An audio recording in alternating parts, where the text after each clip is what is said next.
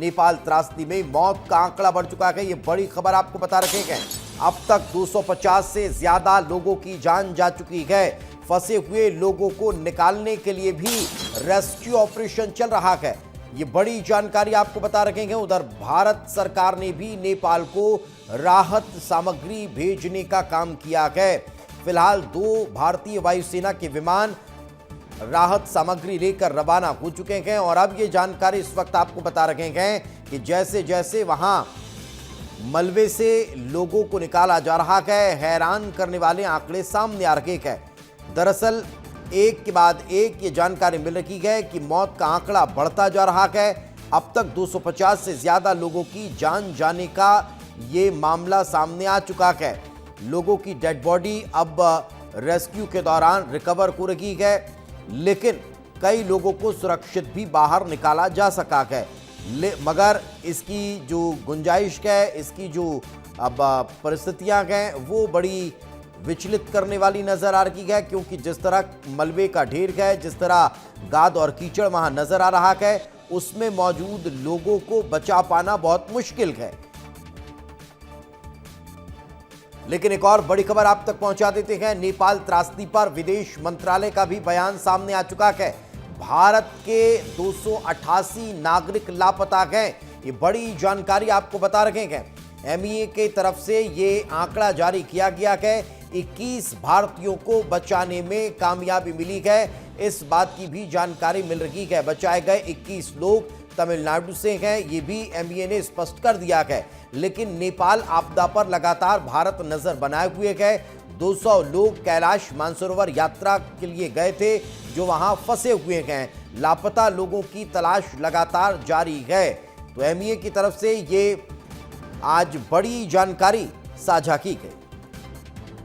भारतीय नागरिक हैं वहाँ पर, जो इस त्रासदी में जिसपे जो अभी तक जिसको पाया नहीं जा रहा है, जिससे कांटेक्ट नहीं कर पाया जा रहा है हम लोग, वो 288 का एक फिगर है।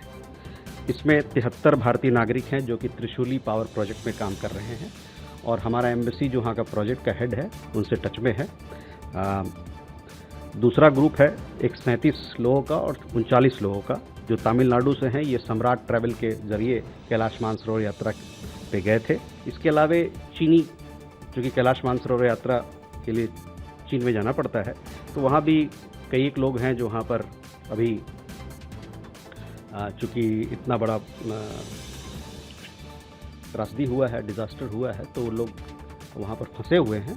करीबन 200 का आंकड़ा है। हमारी एम्बेसी वहाँ के सरकार से, स्थानीय इकाइयों से बातचीत कर रही है कि किस प्रकार से उसको वहाँ से निकाला जाए। तो लगभग 200 लोगों के फंसे होने की जानकारी बताई जा रही है।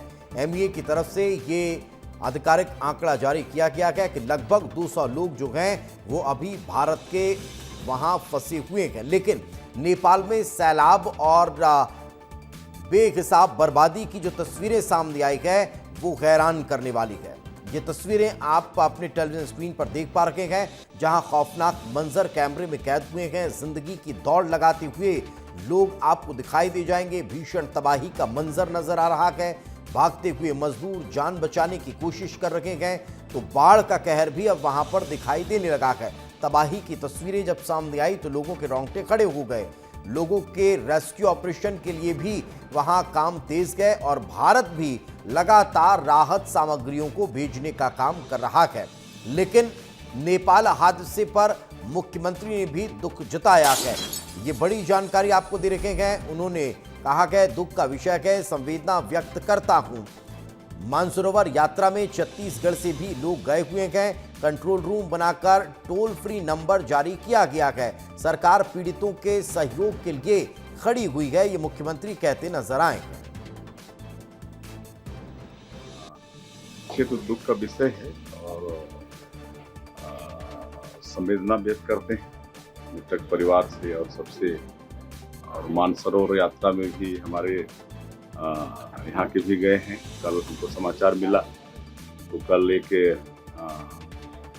कंट्रोल रूम का शुभारंभ रायपुर में किए हैं और एक टोल फ्री नंबर भी जारी किए हैं। जिनको भी कोई समस्या होगी हमारे छत्तीसगढ़ के लोगों को, तो उस नंबर पर अवगत कराएंगे तो निश्चित रूप से सरकार उनके सहयोग के लिए खड़ी है। वहीं नेपाल में जल प्रलय से मची इस भारी तबाही के बाद अलग अलग प्रतिक्रियाएं सामने आ रही है। उप मुख्यमंत्री अरुण साव ने भी इसको लेकर प्रतिक्रिया दी और कहा गया कि नेपाल में जो छत्तीसगढ़ के लोग हैं उन्हें मदद की जा रही है। तो वहीं भारत सरकार में मंत्री शिवराज सिंह चौहान ने भी इसको लेकर जानकारी साझा की है। नेपाल के लोगों को मदद करने का काम प्रधानमंत्री माननीय नरेंद्र मोदी जी के मार्गदर्शन में कर रही है। हमारे छत्तीसगढ़ के भी लोगों के हेल्प के लिए सरकार ने हेल्पलाइन नंबर जारी किया है और निश्चित रूप से हमारे जो नेपाल में लोग हैं उनको हमारी सरकार हर संभव मदद करेगी। जब भी कोई प्राकृतिक आपदा कहीं आती है तो सहयोग के लिए भारत सबसे पहले हाथ बढ़ाता है। हमारे प्रधानमंत्री जी ने भी तत्काल नेपाल के प्रधानमंत्री जी से बात की। हमारी पहली प्राथमिकता है कि वो जो लापता भाई बहन हैं उनको ढूंढ निकालें और नेपाल में जो पीड़ित परिवार भाई और बहन हैं उनको हर संभव मदद पहुंचा सकें। भारत कोई कसर नहीं छोड़े।